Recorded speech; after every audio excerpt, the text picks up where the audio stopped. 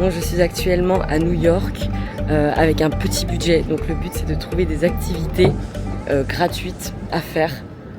On commence par Coney Island qui est accessible en métro à 30-40 minutes de Manhattan. C'est vraiment apaisant d'être à la plage et de se baigner, mais d'être toujours dans New York. Il y a plein de stands de nourriture et l'accès à Coney Island et au parc d'attractions Luna Park est totalement gratuit. Seules les attractions sont payantes. Ensuite, la High Line, un point que j'ai adoré à New York. Vous pouvez entrer par Hudson Yards au niveau de la 34e Street. Cette fameuse balade le long des voies ferrées suspendue en pleine ville qui est devenue incontournable. Si vous êtes à New York, je vous recommande d'y passer. C'est une promenade gratuite d'environ 1 heure. C'est vraiment trop agréable avec plein de végétation et d'œuvres d'art tout le long du parcours. C'est vraiment super apaisant d'avoir ça en pleine ville de New York. Il y a plusieurs bancs pour se poser et il existe différents points d'entrée et de sortie sur le parcours. Je vous recommande aussi de passer sur le chemin à Chelsea Market sur la 9e avenue. Vous pouvez prendre à manger et vous poser pas loin sur Little Island. Juste à côté de la High Line, il y a le Chelsea Market où on peut prendre à manger et venir se poser sur Little Island. C'est trop sympa, au milieu de l'eau.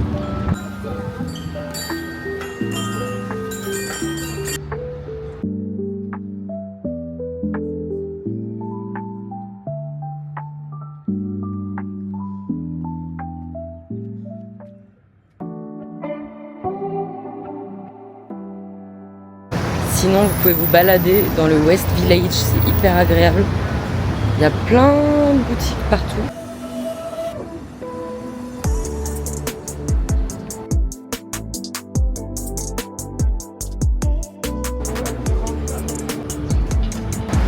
Et en fait, en marchant 30 minutes à pied, on arrive à NoHo et Soho.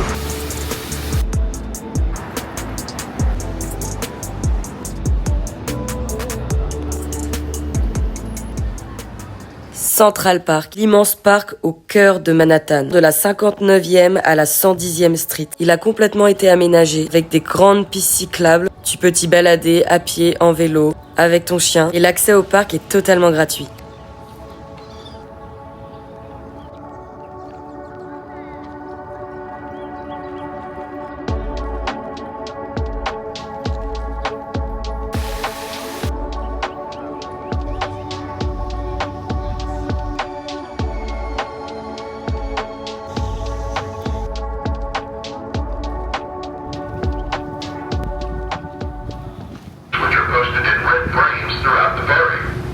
Tu peux prendre le ferry en direction de Staten Island.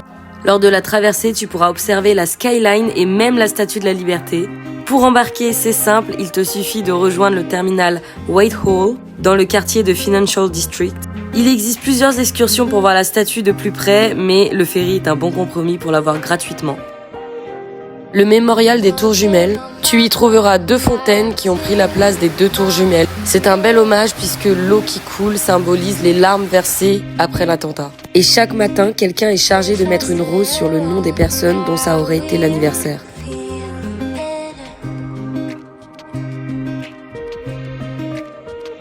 Le Brooklyn Bridge, aussi beau de jour comme de nuit au moment du coucher du soleil. C'est l'un des plus anciens ponts suspendus des États-Unis. Oui, en 1883, traverser une partie et observer la vue.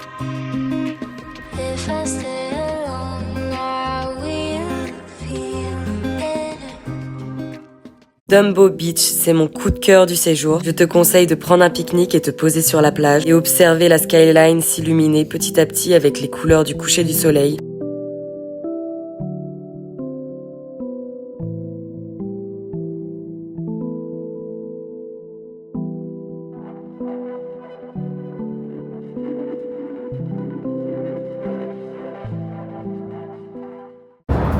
On a pris des dumplings à emporter et on a trouvé en fait à Seaport un petit spot. Là on a trouvé des bancs, on va se poser pour voir la vue du côté opposé à Dumbo en fait.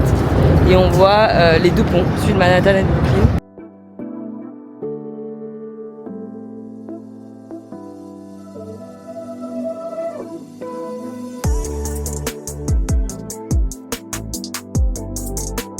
Si tu as aimé cette vidéo, n'hésite pas à la commenter et la liker.